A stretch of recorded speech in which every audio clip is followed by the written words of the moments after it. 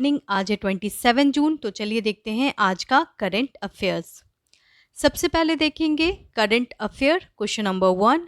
Smart city award मिल गया है, 2020 का अनाउंस हो गया है।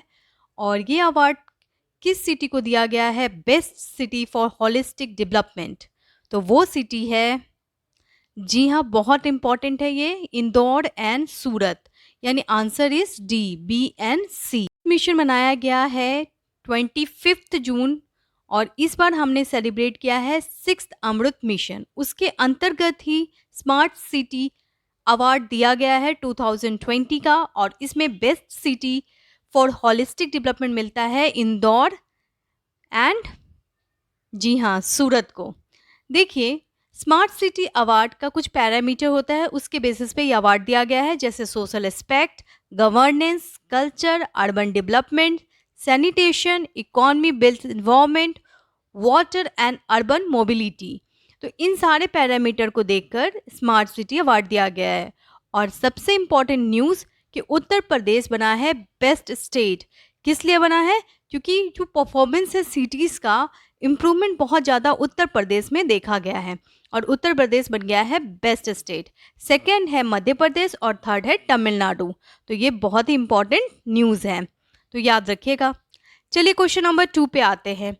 DNA plasmid first DNA based vaccine has developed in India by. बहुत ही इंपॉर्टेंट न्यूज़ है, DNA बेस्ड वैक्सीन बन गया है भारत में, और वो बनाया गया है किस कंपनी के द्वारा? तो वो बनाया गया है, जी हाँ, कोविड का ये वैक्सीन है, DNA बेस्ड वैक्सीन, और ये बनाया जा रहा है जाइडस कैडिला के द्वारा। देखिए, DNA बेस्ड वैक्सीन तो बना हुआ है, लेकिन DNA बेस्ड वैक्सीन फॉर कोविड-19, यहाँ पे लिख देती हूँ, कोविड-19 उसके लिए बना है, जाइडस कैडिला बना रही है।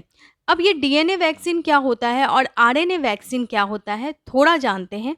देखिए, DNA वैक्सीन जो होता है वो भी न्यूक्लिक एसिड वैक्सीन होता है, जैसे कि RNA वैक्सीन होता है।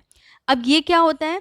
देखिए, पहले क्या होता था कि वायरस या बैक्टीरिया पार्टिकुलरली बॉडी में इंजेक्ट किया जाता था और फिर प्रोसेस होता था, और उस प्रोसेस से वो फाइट करते थे और इम्यून सिस्टम डेवलप्ड होता था, और जो डिजीज़ होता था उसको हम लोग ख़त्म कर देते थे, जर्म्स को मार देते थे। लेकिन अब क्या होने लगा है? अब ये होने लगा है कि वायरस और बैक्टीरिया को ना डाल के उसका एक पार्ट, जिसको DNA या RNA कहते हैं, वो बॉडी में इंजेक्ट किया जाता है ताकि हमारा इम्यून सिस्टम डेवलप्ड हो। ये एक जेनेटिक मेथड होता है, और इससे जो प्रोटेक्टिंग सेल है या प्रोटेक्टिंग जीन है वो जल्दी डेवलप्ड होता है। इसलिए ये बहुत इंपॉर्टेंट इफ़र्ट है। अभी तक कोविड-19 के RNA वैक्सीन बन चुके थे, जिसका बेस्ट एग्जाम्पल है कोविशील्ड, जो कि आप सभी जानते हो और लगा भी चुके होंगे। देखिए, ये जो वैक्सीन है ये DNA बेस्ड वैक्सीन है। अब RNA और DNA में क्या डिफरेंस है, थोड़ा देखते हैं। देखिए, RNA वैक्सीन जो होता है वो एक्चुअली RNA पार्ट को लिया जाता है। ये बहुत सेफ होता है RNA वैक्सीन, और ये केमिकली डेवलप्ड किया जा सकता है लैब में।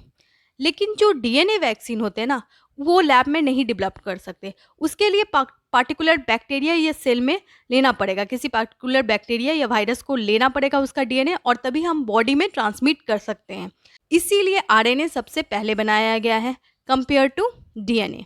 लेकिन DNA बन गया है और ये बनाया है जाइडस कैडिला ने। जाइडस कैडिला कहाँ का कंपनी है?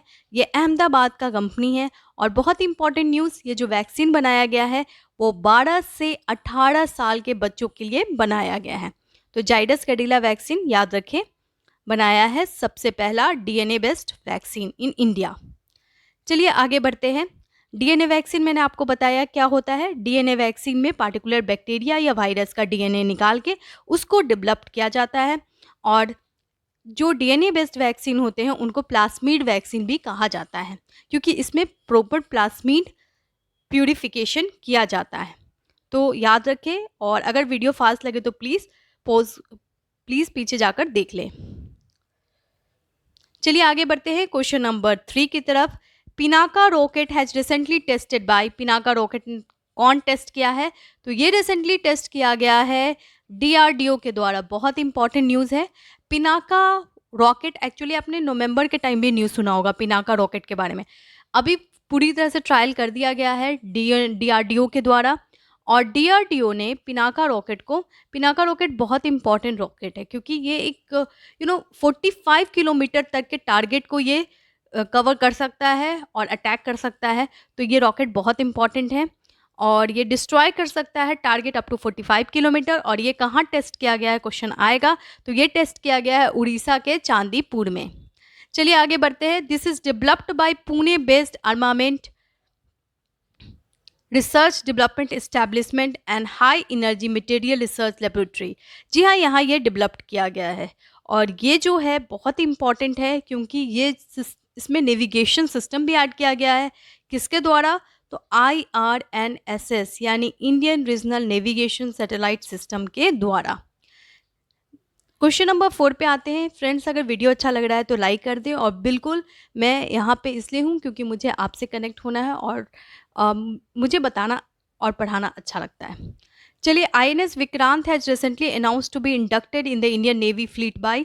INS विक्रांत जो है वो इंडियन नेवी फ्लीट में अनाउंस हो गया है कि वो इंड्यूस्ड हो रहा है, यानी कि अटैच हो रहा है, आ रहा है। तो कब तक आ रहा है? 2021, 2022, 2023, 2024। तो INS विक्रांत जो है वो इंडियन नेवी में आ रहा है 2022 तक। INS विक्रांत जो है वो इंडिया का फर्स्ट शिप है जो कि बिल्ड किया गया है, इंडिजीनियस है, यहाँ पे होगा शिप क्राफ्ट और ये इंक्लूड किया गया है इरानोकुलम कोचीन पोर्ट में। तो बहुत इंपॉर्टेंट है और इंडिया क्योंकि 75th ईयर कंप्लीट कर रही है और इसी के सेलिब्रेशन में, इसी की सेलिब्रेशन में 2022 में इसको इंड्यूस किया जा रहा है इंडियन नेवी में। तो ये इंपॉर्टेंट है। पैसेज एक्सरसाइज आपको पता ही है क्या है, अभी मैंने बताया था आपको। इंडिया और यूएस के बीच में एक्सरसाइज हो रहा है। कहाँ हो रहा है? इंडियन ओशियन में हो रहा है। तो ये इंपॉर्टेंट न्यूज़ है। लोगों ने देखा है INS त्रिखंड ने पार्टिसिपेट किया है यूरोपियन यूनियन नेवल बेस में यूनाफिफोर में। तो याद रखें यूनाफिफोर बहुत इंपॉर्टेंट है, यूनाफिफोर, क्योंकि ये यूरोपियन यूनियन और इंडिया के साथ ये एक्सरसाइज हो रहा है। ये एक यूरोपियन नेवल बेस एक्सरसाइज है, तो ये इंपॉर्टेंट हो जाता है। चलिए क्वेश्चन नंबर 5 पे आते हैं। बहुत इंपॉर्टेंट क्वेश्चन है। National skill development corporation has tie up with which country to launch digital skill champion programme. जी हाँ, NSDC national skill development corporation ने किस कंपनी के साथ डील किया है ताकि इंडिया में डिजिटल इंडिया की तरफ इंडिया मूव कर सके, डिजिटल स्किल प्रोवाइड किया जा सके। तो ये किया गया है व्हाट्सएप के साथ। जी हाँ, व्हाट्सएप अभी हाल में तो कुछ दिनों पहले केस भी चल रहा था, लड़ाई भी चल रहा था, लेकिन अभी ठीक है सब कुछ। और NSDC यानी नेशनल स्किल डेवलपमेंट कॉर्पोरेशन ने साइन किया है डील व्हाट्सएप के साथ ताकि डिजिटल इंडिया को प्रमोट किया जाए। नेशनल स्किल डेवलपमेंट कॉर्पोरेशन के बारे में थोड़ा जानते हैं। ये बॉडी बना था कब? ये बना था 31 जुलाई 2008 को और ये बनाया गया था 1956 कंपनी एक्ट के अंतर्गत। और कौन सी मिनिस्ट्री है? तो मिनिस्ट्री ऑफ फिनांस। हेडक्वार्टर कहाँ है? न्यू दिल्ली। चलिए आगे बढ़ते हैं क्वेश्चन नंबर 6 की तरफ। ISSF यानी कि international shooting championship world cup हुआ है 2021 और इंडिया ने ब्रॉन्ज मेडल जीता है। आपको बताना है कौन, किसने जीता है ये ब्रॉन्ज मेडल 10 मीटर पिस्तौल राइफल में। तो ये जीता गया है, जी हाँ, ये जीता गया है सौरभ चौधरी के द्वारा।